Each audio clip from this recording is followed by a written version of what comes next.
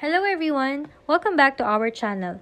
If you're new to the channel, please go down below and consider subscribing, and once you've done that, please leave a like. Welcome to this tutorial on how to remove Bitmoji from your Snapchat account. Bitmoji is a popular feature that allows you to create personalized avatars, but if you no longer wish to use it, we will guide you through the process of removing it. Let's get started. First, open your Snapchat by tapping it. On the Snapchat app, look at the top left of your screen and tap your Bitmoji. After that, find Settings. It is located at the top right corner of your screen. Tap it. Now in the Settings section, tap Bitmoji.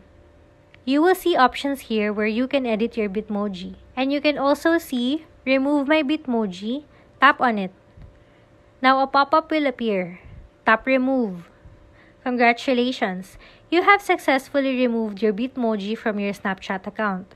Remember, this action is permanent, and if you change your mind in the future, you will need to create a new Bitmoji. If you have any further questions or need assistance, don't hesitate to consult Snapchat's official support channels.